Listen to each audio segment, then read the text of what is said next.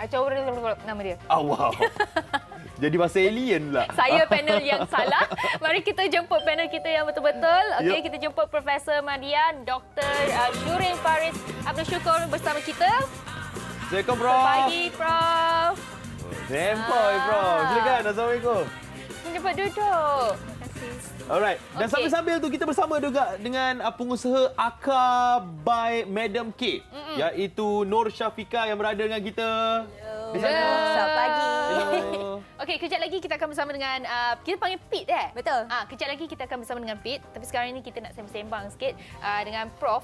Prof, betul ke macam orang cakap bila kita tengok benda-benda hijau, pokok-pokok ni, kita akan rasa tenang. Bukan haziq. Saya pokok, cakap saya pokok. Alah. Warna hijau gini. Macam. Macam Oh, pokok. macam. Okey. Betul ke? Okey, contohnya hari ni lah. Saya selalu tengok borak kopitiam. Okey. Macam last week Eric Leong dan sebagainya. Semua merah dan sebagainya. Hari ni rasa happy macam Fiona cakap. Sebab hijau. Lain macam.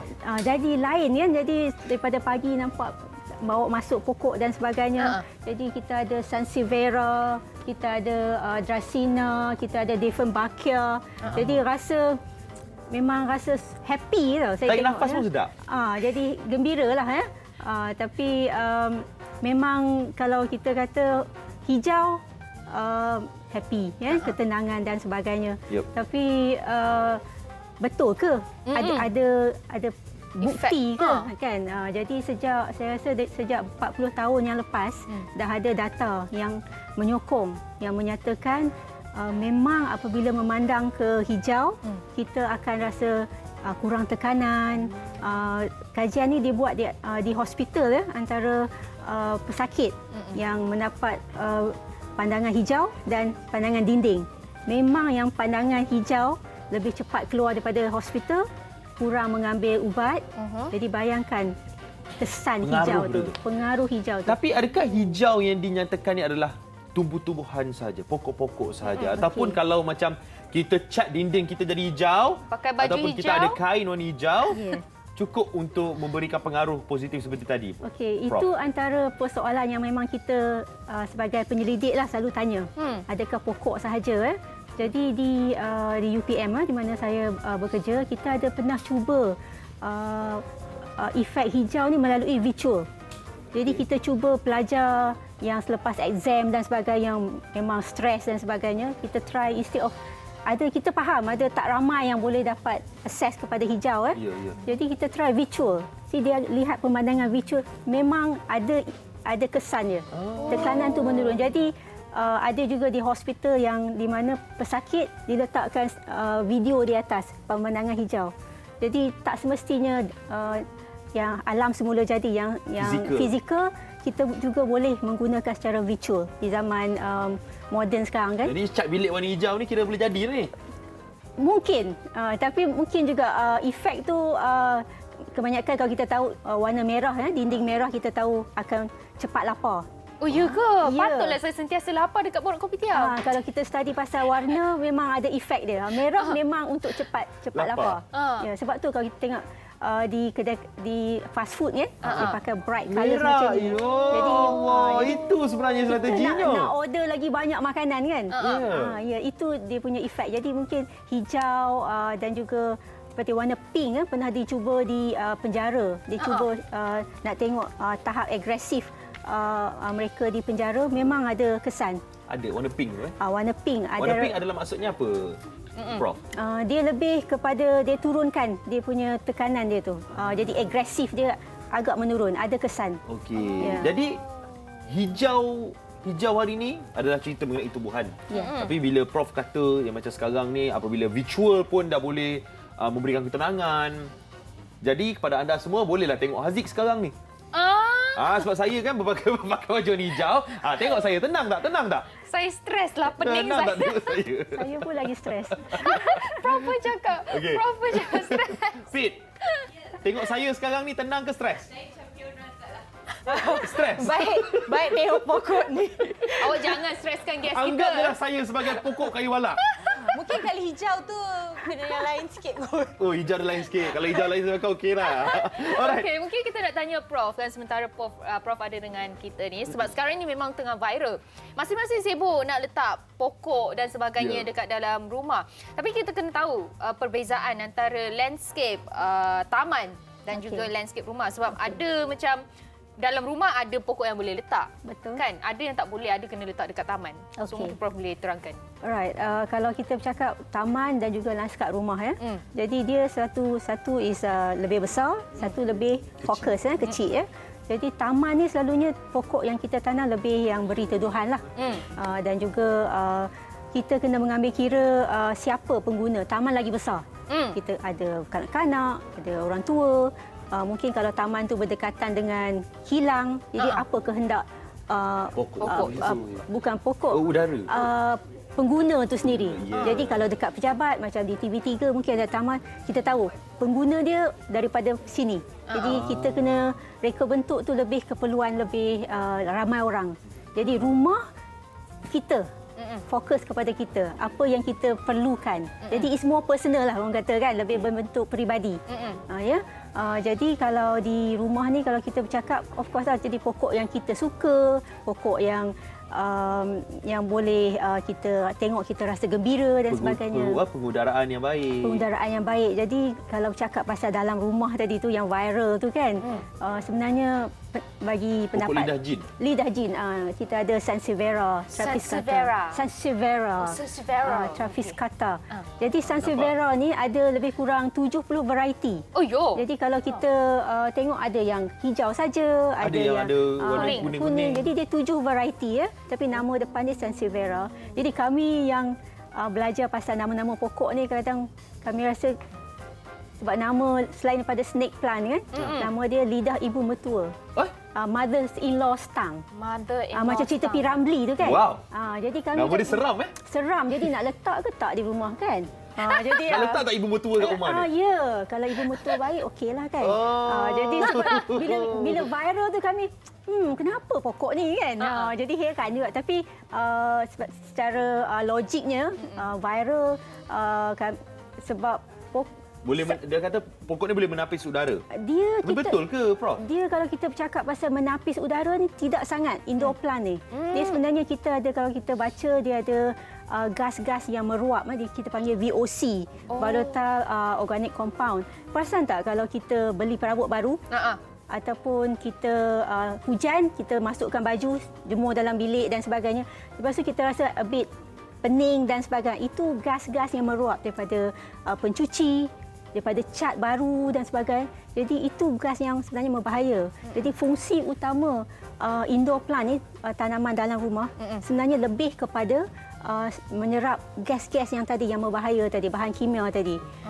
Jadi kalau yang sebagai penapis tu tak sangat, tapi selain daripada tu kalau kita tengok macam Calathea, ficus dan sebagainya, dia menyediakan ruang daun dia tu, kalau lagi lebar daunnya lagi baik. Yang mana?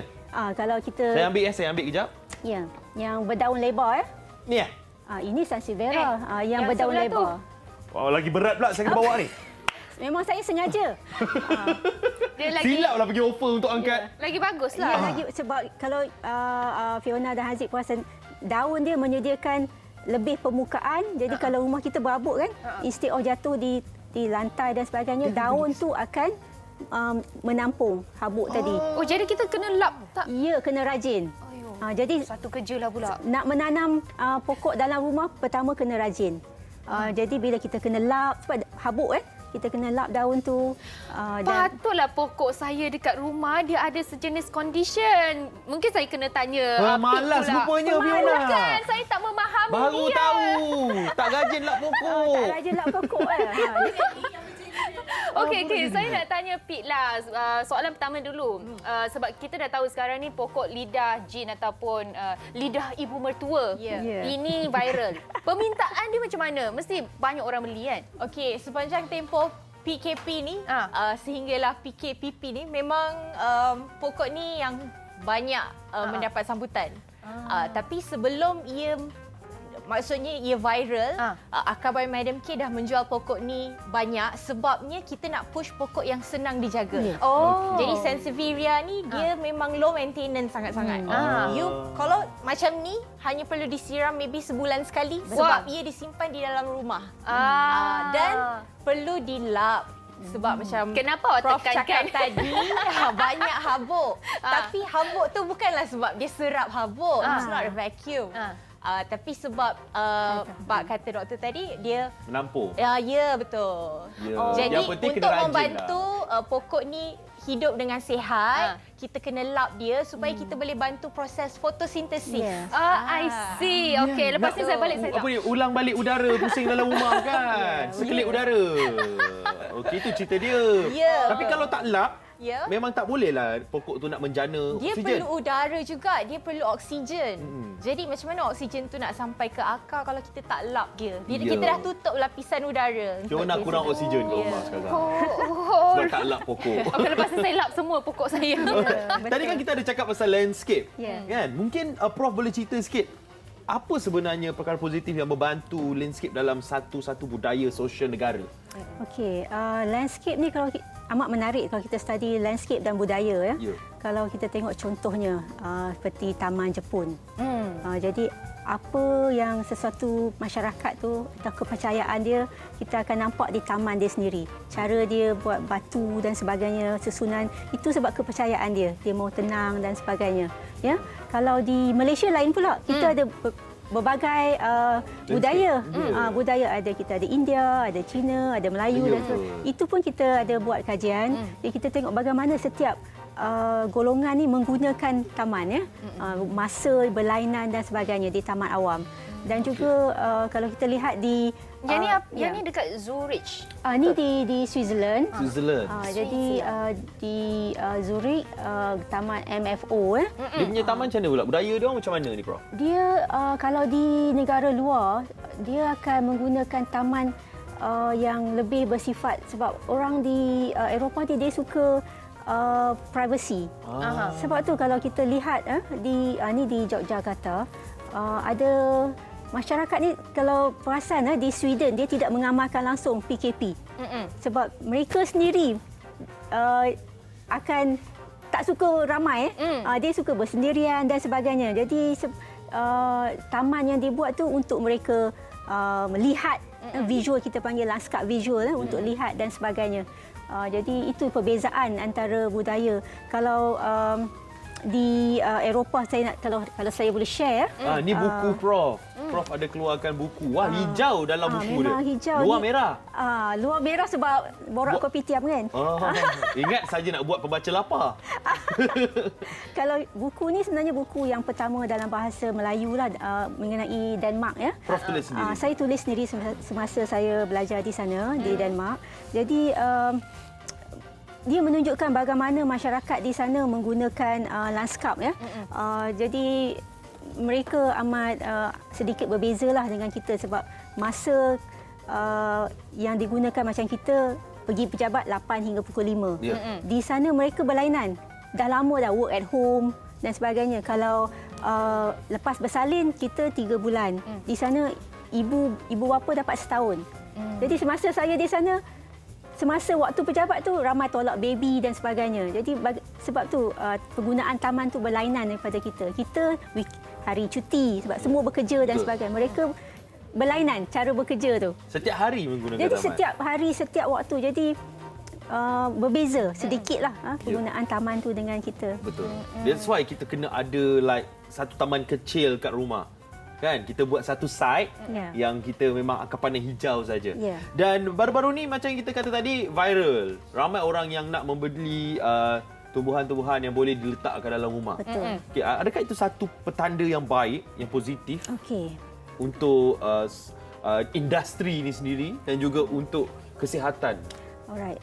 Sebenarnya sekali lagi saya rasa gembiralah sebab bila PKP ni kita duduk di rumah kan baru kita sedar rumah kita ni perlu sesuatu kan.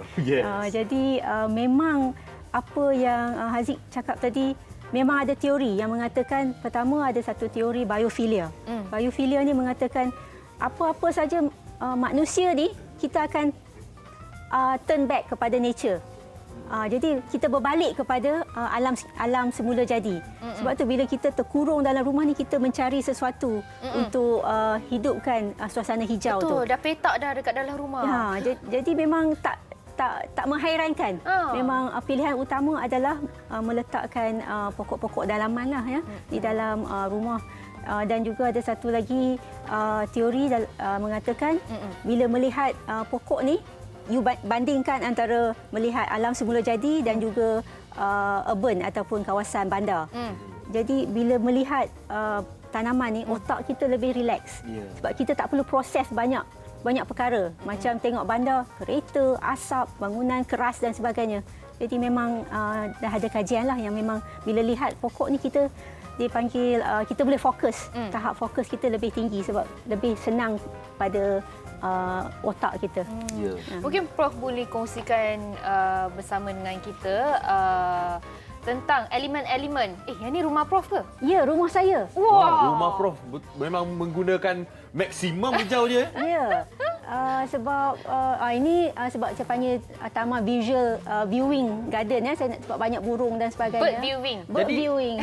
Prof memang rajin untuk berkebun setiap minggu ke ataupun memang ada Sebab pertama sekali apabila saya pindah ke rumah ni, saya tidak melakukan sebarang turapan. Perasan tak kalau setengah orang kalau pertama sekali masuk rumah dia mesti tutup semua, dia nak kawasan yang lebih lebar, lapang. Jadi bila zaman PKP ni tak ada ruang untuk menanam. Jadi saya amat menghargailah kalau kawasan hijau di rumah tu. Jadi di kawasan rumah ni memang saya fokus kita tanam di depan sebagai landscape untuk kita melihat burung dan sebagainya. Jadi di sekeliling rumah kebanyakan kitchen garden lah ataupun taman dapur. Penting sebenarnya flora dan fauna ni lah. Betul. Kan untuk kita punya cantik satu hal. Untuk nampak cantik kan, untuk nampak tenang. Betul. Untuk kita pun dapat rasa udara yang segar. Dan mungkin juga Prof boleh kongsikan tadi, macam Fiona ada satu benda nak tanya. Terdiam dia bila tengok rumah Prof tadi. Sebab saya nak tahu juga selain daripada daun kena lap sekarang ni, mungkin ada di kalangan mereka yang dekat rumah tu dia ada kawasan yang landscape yang luas. Ada yang macam bercita-cita nak jadikan taman, ada yang macam nak buat taman dekat dalam rumah. So apa antara elemen-elemen yang perlu ada bagi taman dekat luar rumah dan taman dekat dalam rumah? Pertama sekali kita kena jangan lihat rumah orang lain. Kita sendiri. Jadi apa yang kita nak. Jadi sebab area saya buat penyelidikan adalah mengenai taman terapi. Jadi selalu orang bertanya, taman terapi ni macam mana? Tapi jawapan saya yang saya selalu pergi berikan adalah apa yang membuatkan kita tenang, kita happy. Mungkin Haziq lain, mungkin Fiona lain. Jadi kehendak kita berlainan. Jangan tengok nak tiru rumah sebelah. Jangan jaga tepi orang. Boleh jaga tapi jangan terlalu. Tengok-tengok sikit boleh lah. Boleh ambil idea tapi kita buat untuk ikut kita sendiri. Kita bagi kita tenang. Jadi itu untuk luar rumah. Dalam rumah sebenarnya pertama kita kena tahu siapa dalam rumah tu. Ada tak anak kecil? Ada orang tua yang dah demensia, yang dah tak ingat dan sebagainya. Itu penting sebab seperti kita tengok di Dieffenbachia ni sebenarnya dia ada cecair bahan kimia dalam pokok ni. Jadi ketinggian dan sebagainya budak kanak-kanak boleh pegang dan sebagainya ya. Satu lagi apabila kalau pokok di bawah kita akan letak piring kita tuang, mungkin ada air dan sebagainya.